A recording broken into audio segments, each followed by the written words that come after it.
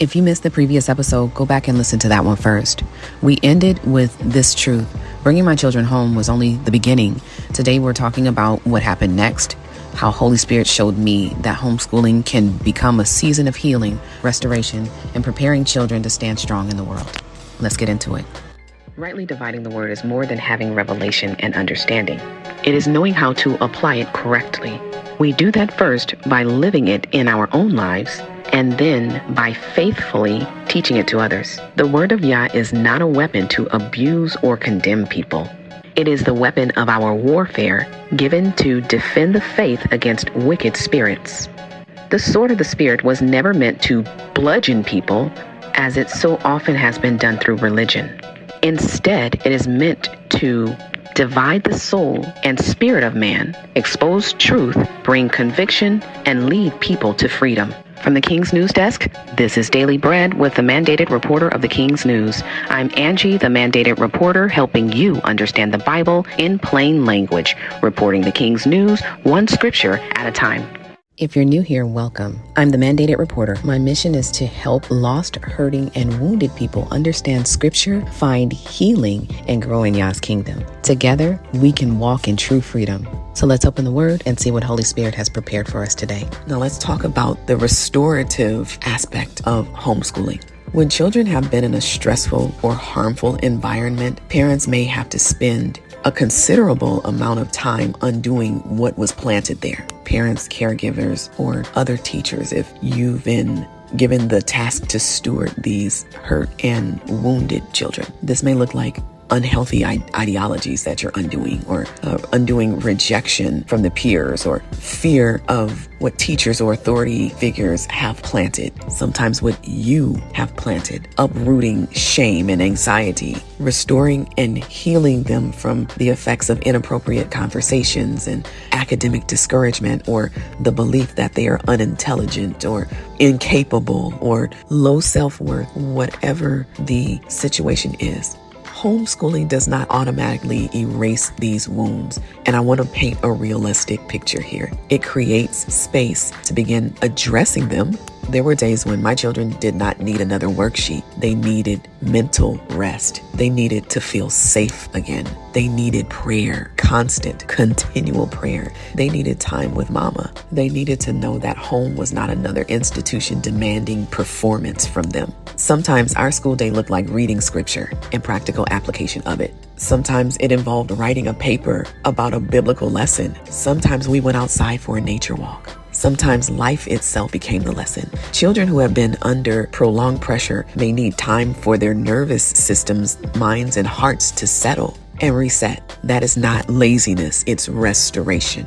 Now, if you've been listening for a few lessons, you know that I like object lessons. And so let's talk about the seedling object lesson. Holy Spirit communicates with us in different ways. And one of the ways that he communicates with me is through pictures on my mind. So he gave me a picture that helped me understand my assignment a little better. He showed me a seedling. A young plant is protected indoors while it is still tender. You water it, you guard it, you make sure it receives the light and nourishment it needs. Then when it becomes strong enough, it can be transplanted outside. Putting the seedling outside too early will cause it to wither away, burn up and wither away. This is what he was showing me. Then he explained in words my assignment. I was to guard the seed while it was tender. I was to nurture it until its roots became strong. Then at the appropriate time, it could be planted outside. But wait a minute, Sister Angie, aren't kingdom children supposed to be salt and light? I've heard this argument before. I've heard people actually say that.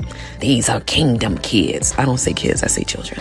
But these are kingdom kids. They are supposed to be salt and light. Send them into the world so they can minister. That sounds so spiritual, downright churchy, doesn't it? And perhaps Holy Spirit has genuinely given that instruction to some parents, but he didn't give that to me. When he gives you instructions concerning your children, you must obey him. But do not assume that his instructions to your family are automatically his instructions to every family. And don't be out here shaming parents for homeschooling when you have not first asked why they made the decision to homeschool in the first place. Do not mock parents who are trying to obey what Yah has placed upon their hearts. Remember, Proverbs 29:11 says, a fool uttereth all his mind, but a wise man keepeth it in till afterwards. So with all due respect, shut up. And I'm not being disrespectful to those who disagree with me on this instruction. But what I do mean is that we need to stop speaking foolishly into assignments Yah has not given us the authority to define. Before criticizing another family's obedience, pause, pray, listen, and recognize that you may not know what those children have endured. So close your mouth. So does homeschooling mean that children will never struggle? No, that's not what I'm saying. Homeschooling absolutely does not mean my children never experience difficulties. It does not mean every wound has already been healed. They're still works in progress, and so am I. But the seed is continually being planted and watered. They read scripture. They do other faith-based curriculum activities. Even the math is faith-based. Bible study is a part of their curriculum. It's a part of their history. They read scripture. They write about scripture. Even their language arts is based on scripture. And we discuss biblical principles. They are repeatedly reminded of their identity, their purpose, and the truth of Yah's word. The world may still speak, but the word is being consistently reinforced in their hearts. And that's something that they did not get in public school. So here's some encouragement for you parents that are considering homeschooling. Some of you are standing where I once stood, and that's a difficult place to be in. You want to homeschool, but you don't believe you can. Notice what I said. Listen to the language. You may believe you cannot. That does not necessarily mean you truly cannot. I taught my youngest child something that my mom taught me. My mom taught my sister and I that we don't say I can't. You say, how can I? And this has helped her with those. Hi, everyone. Do me a favor. If you're liking this content, go ahead and follow. I can be found on Spotify, Amazon Music, and tmrjmunchkinmerch.com/podcast. Be sure to leave a comment to let me know that this content resonates with you. Also, please share this information with someone that you know can use the information. Sharing is caring. Okay, back to the lesson. Pathways in the brain. When you block those pathways, the brain believes what you speak. And so it becomes a stronghold, a blockage. So if you're saying that you can't, then your brain believes you. And that's the beauty of being able to have your children at home with you to homeschool from the start, because I taught her that. So her problem solving skills are wonderful because she wasn't given the opportunity to experience I can't. It's always find another way. So that pathway in her brain was open.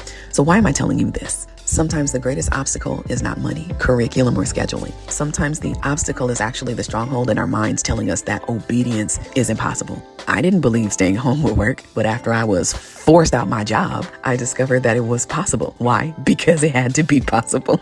The mental barrier came down because I finally saw that Yah could sustain us outside the structure I had trusted. Homeschooling requires work, and it is tough at times. It requires planning. It requires patience. It requires time. It's a sacrifice, and it requires your creativity, but it can be done. And when Yah gives an assignment, He is faithful to provide wisdom for carrying it out. I thought of it in this way. I'm investing in my children. I'm seeding into them.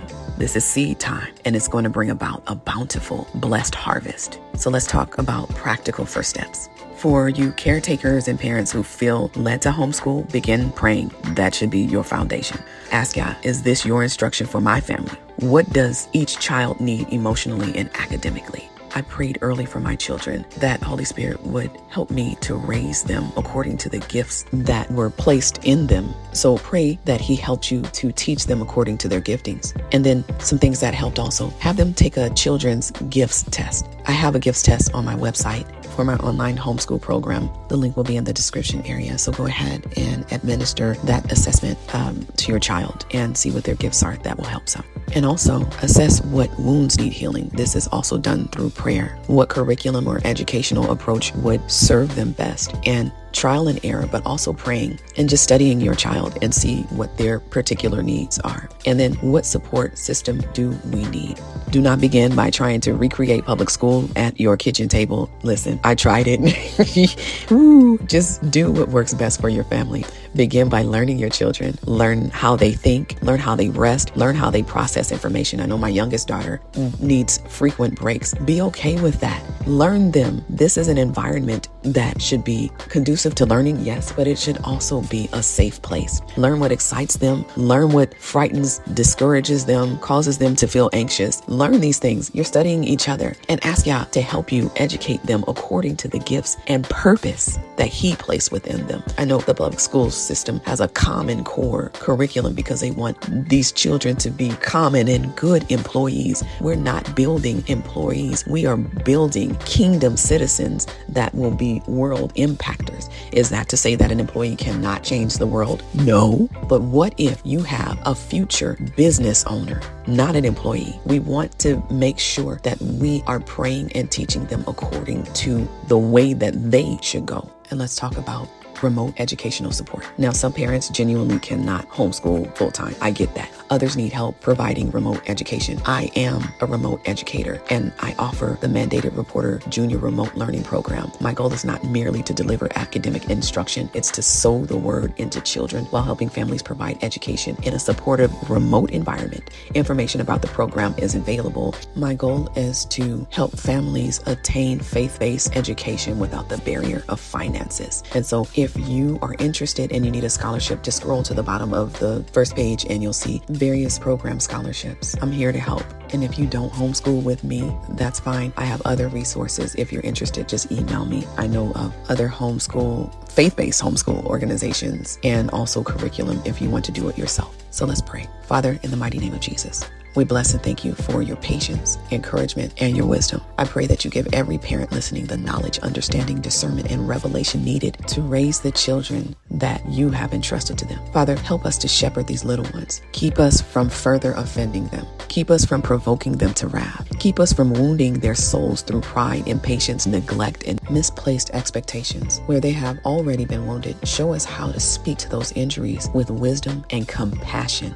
Father, teach us how to tear down what the enemy has attempted to build within their hearts. Show us how to partner with you in their healing. And thank you, Father, for these children. Help us to guard them, protect them, disciple them, and train them in the way that they should go, so that when they are old, they will not depart from it. Father, may you be glorified, not only through this episode, but through the way we raise and educate the precious lambs you have entrusted to our stewardship. We bless you and we thank you in the mighty name of Jesus. Amen.